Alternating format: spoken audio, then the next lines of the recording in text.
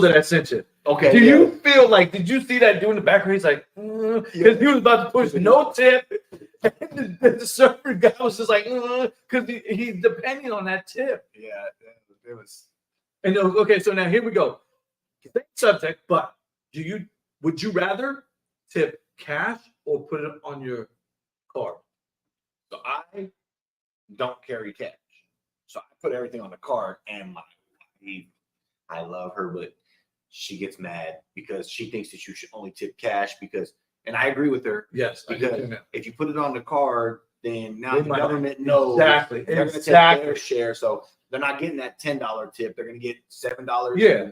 Whatever the company feels deemed. And then the company's like, oh, it was on a credit card. We got charged $35. Yeah, exactly. Or 50 cents or so. And that right there is another subject in itself because credit card companies and early 90s were looking at this going, look at the increase. And that's where the actual term tipflation actually came from, was the banking system, which is absolutely right. And so I definitely concur. You have, I'm saying in my experience, I believe tipping with cash is king. Yes, is definitely king versus putting it on the card because companies will, and right now, do you think it's right more to tip the company or the small mom and pop places? Mom and pop places. I wasn't always in that mind frame because I thought you own the business. Why should you get more on top of what you're asking? Yeah. But you brought up a good point that they're out there putting in the work. Why does $1 billion company need me to tip their employees? I mean, obviously they don't think their employees are worth it if they're not paying them that money anyway. True. Mom and pop's out there taking their time, effort, and everything, making it special for me. So mom and pop places are definitely gonna get more of a tip from me from here on out. Yeah, I like tipping the mom and pop places more because it's that enterprise, it's that capitalist mentality where those are the businesses that built America. Is those mom and pop places. These corporations, I think that's what's really driving me away from always shopping there or always using them as incentive values to go there and shop because of that reason. Is because even Walmart is now asking for a tip when you use their kiosk. Now that right there is crazy, just crazy. I can't see myself tipping a machine or me doing my own work. My own groceries, scanning my own groceries, that's just lunacy. Yeah, I draw the line. All right, and that tip's coming off my bill. My bill is $17.43. Do you want a tip? Yeah, $17.43. I like that. My mother-in-law always does this. She always when she puts the tip with cash, she always put tip on table down at the bottom. She'll write in tip on table. So I always write the word cash. I like because I've seen these people, waiters and waitresses that they get like these celebrities and $1,000 bill. Yeah. And then there's no tip. It'll say zero.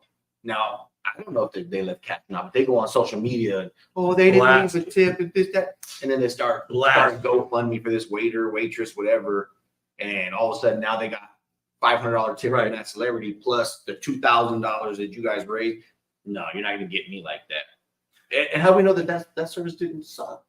Right? Maybe there's a reason that's like those. Like I said last time, even like those GoFundMe's, there's a tax, which I consider it's a three-syllable word. The tip. Yeah. Like you're using my business, you're using my corporation to raise money.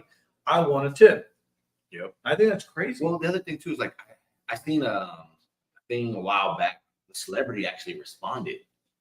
It was like, you didn't get a tip from me because how many selfies did we take?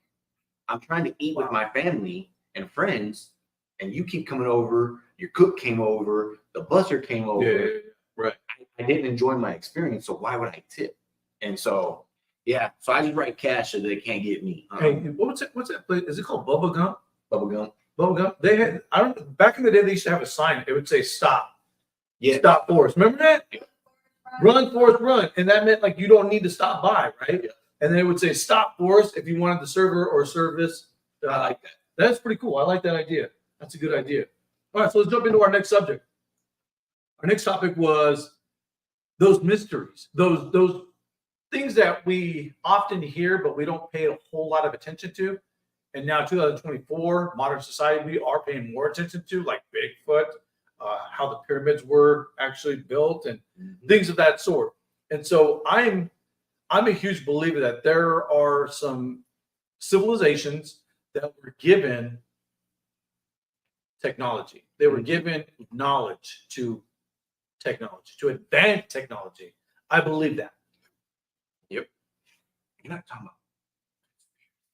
I know people call them conspiracy theories, Neil, but I mean, at the same time, I'm like, I believe in theories. I do. I don't consider myself a conspiracy theorist. I do believe in theories, if proven wrong or false. But I mean, at the end of the day, a theory is just a thought. As I'm getting older, I'm loving conspiracy theories. I love to just dive into them and try to Yeah. figure them out and stuff. So, question for you is pyramids. What were they really built for? I said this the other day. Like, I believe that the pyramids were all around the world, and they were in frequency for communication, and that there's a frequency with every single aligned star, and that was aligned to each and every single pyramid. Doesn't matter the shape or size. They were designed as signs, as signals, as a means of communication. I believe that. Has to be, because there was no cell phones that we know No. of. There was no telephone, Nope. nothing like that. But they're built similar.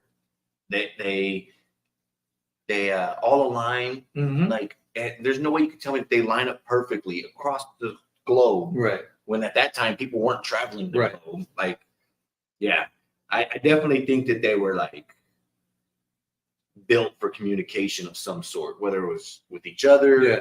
the aliens, the space, Yeah. whatever. You can't just tell me that somebody just threw blocks on top to bury people in them. No, and what's crazy is I watched this guy on TikTok. He went to the pyramids, and it was just it's unexplainable, because some of those massive stones, even today's modern technology can still yet to figure it out. Yeah. How tight they are, and how they got them all the way to the top. Like, those pyramids in Giza are you can't even get a piece of paper into them. Now, when was the last time one was built? Oh man, that's a Like, good that's question. another thing. Like when it seems like when the Mayans kind of just vanished, Yeah. so did pyramids. Yeah. And the Mayans, I'm no expert or nothing like that, but they seem like genius, Right. a genius civilization. Like, the things they built can't even be replicated today with our technology. Where did they go? Like, I don't know. There's a part of me that feels like they were removed. They were removed so off the planet I from a feel the different. same Yeah. way. From I feel like they've left this planet. Yeah. Hey, you know what? This place is not where we want to be no more. Let's go to the next one and start civilization there. Right. Well, think about this. So we know that, and this is again going into that conspiracy theory or thought, but they say that at the bottom of our pole, the very, very bottom, that there is a massive wall, and that there's a civilization that lives within it. Now, they never have expressed what civilization. Now, there is a lot of history of people who have tried to get to Antarctica and have been stopped. Now, to some degree, I believe that there is a civilization that does exist there. Now, whether they're human or not, I don't know, but I'm just speculating. What if those are the Mayan ancestries from the Mayans that were in South America and around the world? They migrated there to be removed from all of our civilization today. Okay. You know what I mean? Like, I thought about that. But now, are you saying that you're a flat earther? Do you believe that the earth is flat and there's that ice wall and these people live outside of that? Or you think there's just like a community? Yeah, I believe we're zoned circular, and that there is a wall that separates them from the world. I mean, think about that one island that only inhabits that indigenous people, Mhm. and they're owned by France. The island is owned by France, but no one. And there's already been a few deaths that people have gone there. But I mean, there's a civilization there. Yeah. And they're not to be trodden with. They're not supposed to be any outside world is supposed to be on that island. Yeah. Now that's crazy. So why couldn't that exist on Antarctica? Mm-hmm. You know, I don't know. I believe that there's a civilization that does exist. I mean, why would the U.S. government have a base there somewhere? Yeah. You know what I'm saying? That's remarkable. There's so many questions that it's sad because we'll never know the answers to. What about Bigfoot? Okay, I believe Bigfoot exists. And the Yeti. You can't tell me that Shaq with a size 26. Okay, so I know that people's feet can get that big.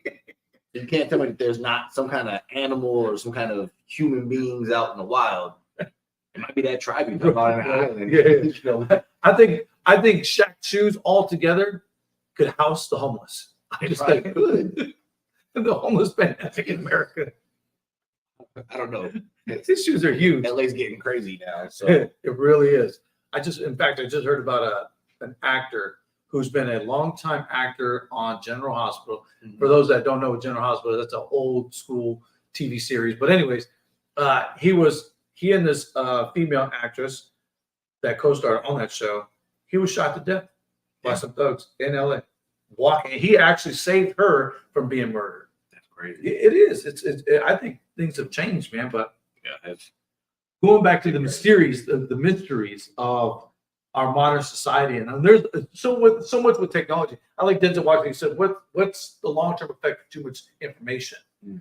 And I like that, and I like to answer that question to his answer that question.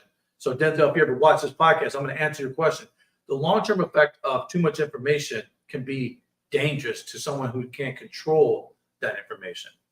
Does that make sense? Because I mean, we have the technology to look at every single. Now I know that certain technology, certain big tech groups don't allow us to dive further in, but there are some dark, like the dark web, Onion, GoDaddy. I think it's not called it's called DuckDuckGo. Those are like some independent search engines that you can use to dive deeper into these other. And there's more out there. I know there is.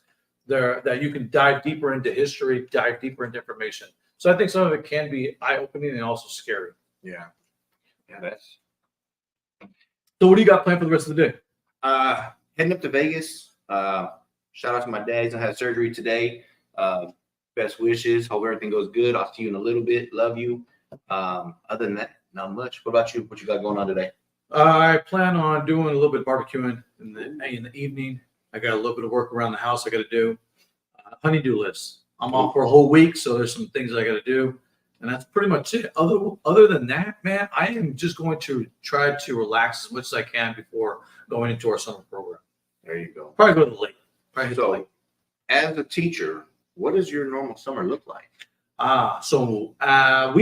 Typically, for me, I typically take a whole week vacation. I used to take a 2-week vacation. I take a week vacation, and then I jump into a summer program that I've been doing for 5 years now with Desert Store. And we bring in different kids from the community, and we take them out camping. We take them out exploring, and we dive into different STEM projects and leadership projects, and we have fun. We do. I have so far 10 students in my community that are involved in it today. That's awesome. Yeah, it is pretty cool.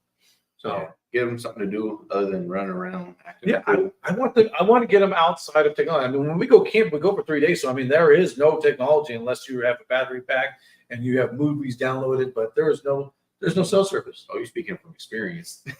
Straight up. Yeah. No, that's good. That's good. Yeah. So Anna said, "Are you bringing the Dorito bag with you?"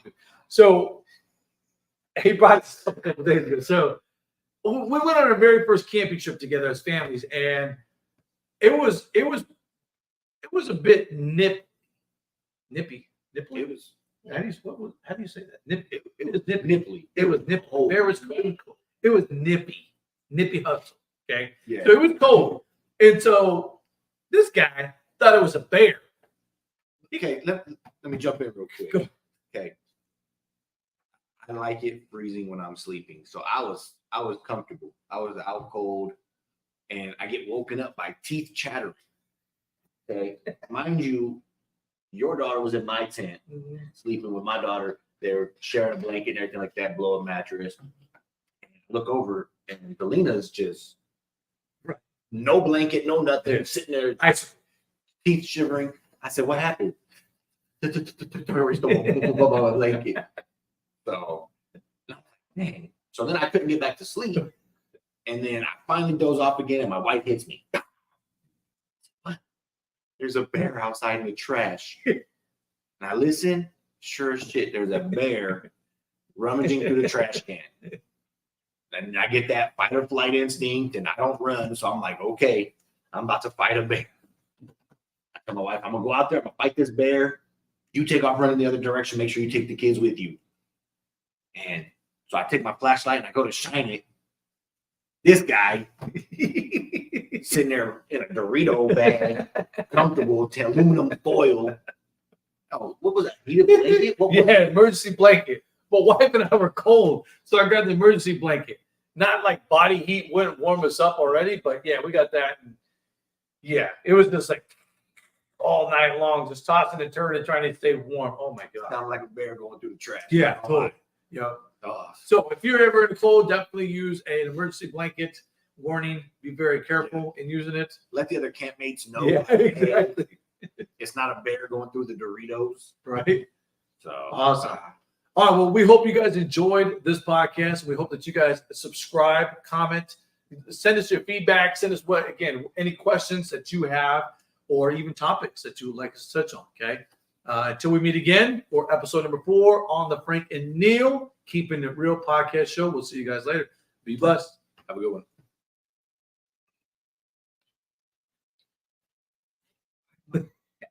This is why I can't use your computer. Boom. And